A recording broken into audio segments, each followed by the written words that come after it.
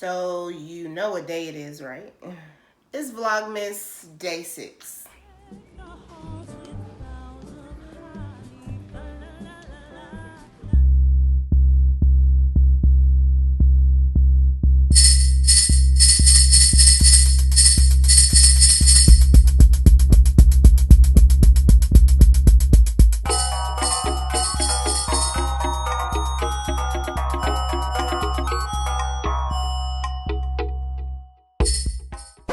Some cotton?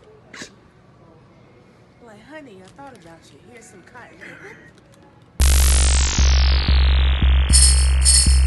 Alright, y'all, so welcome back to my Vlogmas day 6. And thinking of what to do for Vlogmas, because honestly, I work a 9 to 5 and I grind behind the scenes, like with makeup and like it's only so much I do during the weekday realistically. So I've been trying to come up with funny things or entertaining things to do or show y'all during Vlogmas. One thing I always wanted to do, but I was gonna wait till after Vlogmas, but I was like, you know what, let's just go ahead and make it a part of Vlogmas. I always wanted to do story time. So that's what today is gonna be about. In my quest to find what story time I was gonna tell y'all today, I was trying to think of something that not too many people know about me that happened to me, and something that's entertaining. So, the first thing that came to mind was the time that I found out I was being cheated on by an ex, not my husband, so the person I was with before my husband, and how I came up missing in that process, because I was like, you know what, if I told other people this story, they probably wouldn't believe me.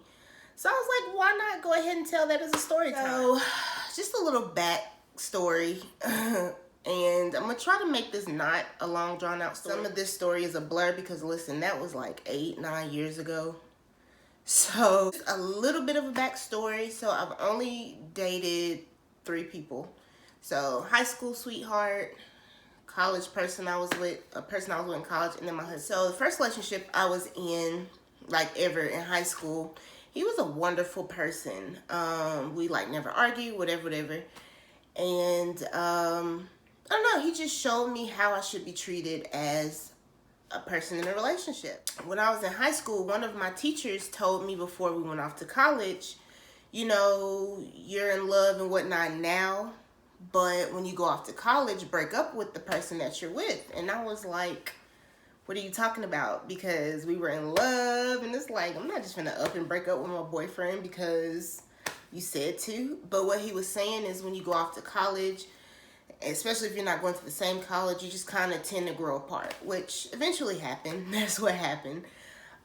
So when that relationship grew apart, and the basis of the story is be careful what you ask for, because how the next ex came into my life was because me and the previous ex had broken up, and I just remember thinking, like, people always for some reason came to me for relationship advice, but I hadn't really been through anything relationship wise to be able to actually give legit advice. So when that other relationship ended, I was like, you know, I kind of want to see what it's like to date like a little bit of a bad boy, like somebody I can argue with, because I had never been in an argument. So I just was like, I just want something different, like, you know.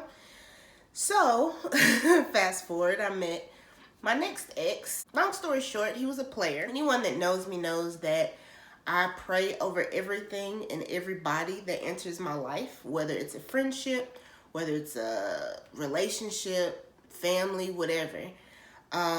People and things that come into my life, I always pray over it. So I'm always like, you know, God, if this is a person that's for me and meant for me, whether it's friend or relationship, please show me a sign. Needless to say, God showed me quite a few signs.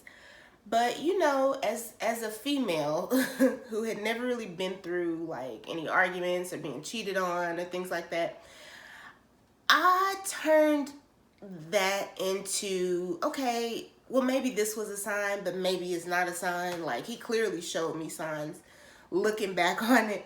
But, you know, as females, sometimes when you're in love, you tend to be naive. So about a week and a half after I had that prayer, I kid you not, I at the time worked on campus at like a little phone-a-thon call center that we had. And so I remember walking to my job, and I didn't even get to be at work for like, I kid you not, 5 minutes.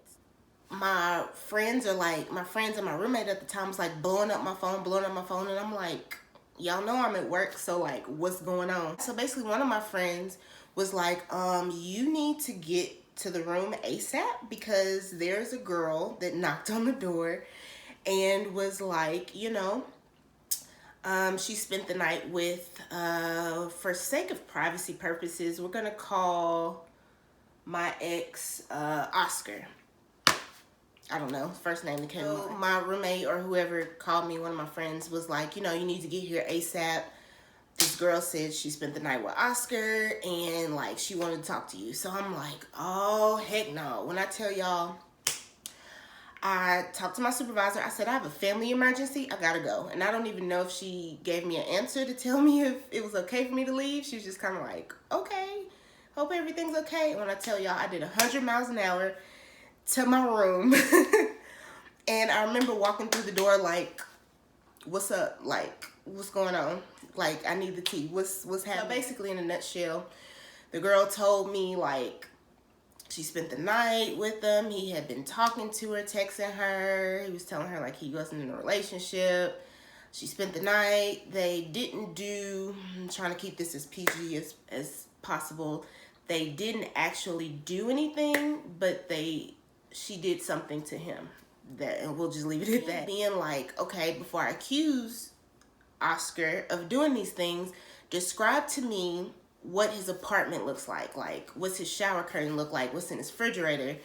And she described his shower curtain. She was like, it was nothing in his refrigerator but a gallon of water. And when she said that, y'all, because that's how it was at the time, I was like, oh no, she really ended up calling him up, like, I need to talk to you, like, and I think he sensed that I knew something, because he was trying not to like come to my room because he felt like he was gonna be attacked or something, which happened. My friends and my roommate and the girl, they hid in the bathroom at the time.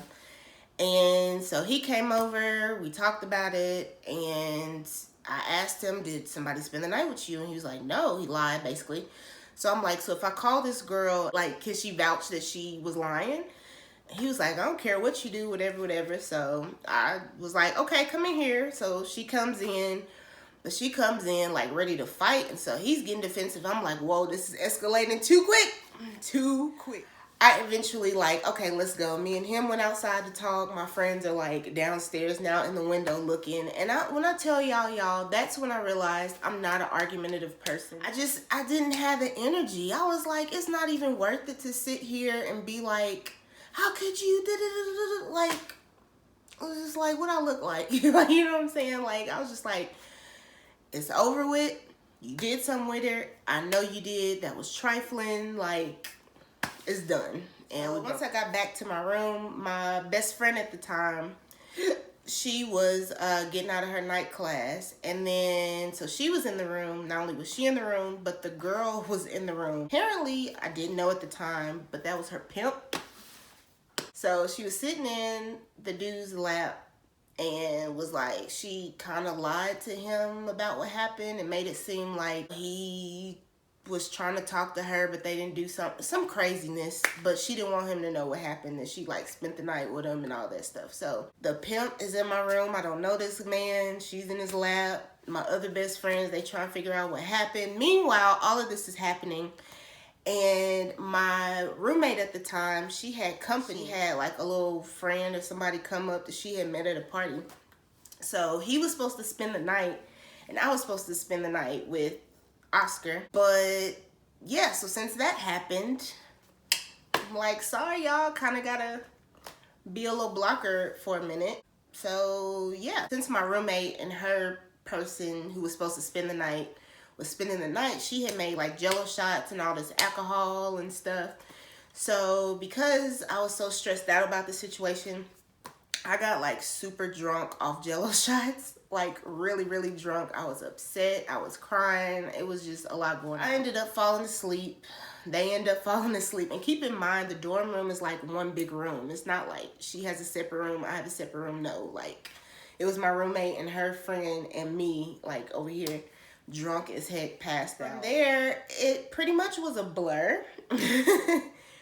Because all I know is I got super drunk, passed out in my bed, and when I woke up, I was in Oscar's bed at his place. Have no idea what happened, but apparently I walked out the door and left with Oscar, I guess. And I don't know. It's a blur. I was that messed up, y'all. I was that messed up. The next morning, all I know is I remember opening my eyes and seeing that I was at his apartment, and I sat straight up. I remember that verbatim, like, okay, take me home. Like, take me home. He's like trying to apologize and I'm sorry and whatever. And I was like, I'm not trying to hear it. Not trying to hear it. So this whole time, this is where I came up missing because I didn't know. And this is when I found out my friends are true ride or dies, y'all. If your friends don't ride or die like my friends, you don't have a friend. Apparently this whole time I came up missing. I think my best friend said my roommate watched me go out the door.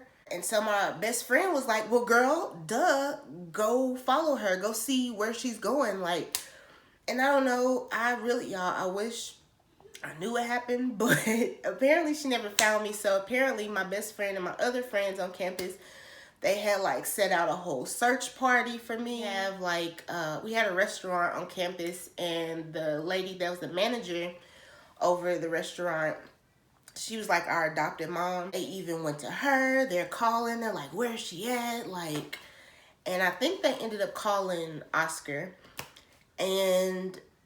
But I don't think I could, y'all, again, this was so long ago. I can't remember if he answered. I just remember eventually, I think the next morning, my best friend threatened him, like, I know she's with you. Bring her back or tell us where you're at. Because at the time, they didn't know where he lived. So they were trying to figure out, like, where are you at with her? Like, they was, like, legit about to ride out. But he ended up bringing me to campus. I had to tell them all about it. They had to tell me all about how they put out this whole search party. Y'all, it was amazing. Needless to say, yeah, we definitely broke up. That definitely was a situation where I was like, all right, that's a wrap. And the irony in this whole story is that the same girl that was responsible for breaking up, well, not her solely, because obviously that was Oscar's fault as well, but the girl that had something to do with Oscar, she actually plays a big role in how I met my husband. And this shit, is that a story for another time? Not really. It's not that long a story. So basically the girl at the time, and this is before my husband knew the girl, she was like new on campus. So nobody really knew her, but she, for whatever reason, just was attracted to people. Like she was always with somebody. Come to find out she was soliciting services. I think she came and sat randomly with my husband, and my husband was like annoyed and like, girl, leave. Like, I guess I walked into like our little UC we had, and she spoke to me. I was trying to ignore her, but she spoke to me, and I kind of looked and was like, oh, hey. And so I guess my husband was like, who is that? Like, he was like, oh, that's just Michi. And so he was like, introduce me. So she introduced us. I wasn't paying him no attention because, again, I didn't care for her. Like, I felt like at the time, like, you did a good deed. You let me know that my ex wasn't ish. And I appreciate you for that, but we not friends. So I didn't even pay attention to my husband at the time. I was just like, what's up? Cool. Done talking to you, bye. Needless to say, to this day, I joke with my husband about her because she was just like, that's my brother. That's my brother.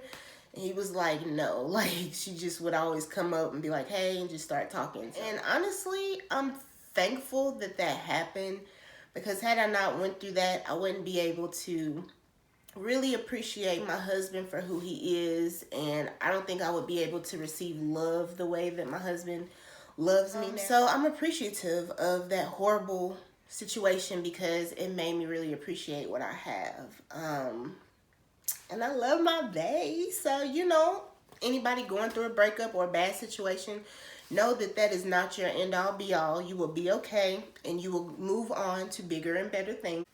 Me and my hubby are building an empire, and life is good. So moral of the story, you go through ish, keep pushing. Yeah, had that not happened, I wouldn't have met my bae, my sweetheart. And that's like legit my soulmate. If you hadn't been able to tell already, if you hadn't already been able to tell this whole Vlogmas, like, I love my husband so much. So, you kind of really have to be thankful for those bad moments in order to appreciate these good moments and this good person. So, of course, I had my trust issues in the beginning because of that situation. But, you know, if somebody really loves you and they're down for you, they're going to stick with you no matter what. They're going to pray with you no matter what. They're going to communicate with you no matter what to help you get through that. So all I can say is thank you, Jesus. When I got with him as well, I prayed over that too.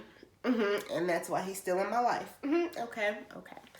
But y'all, that was my story time for the day. I hope y'all liked it. I thank you guys so much for watching today's Vlogmas video, and I love you guys forever.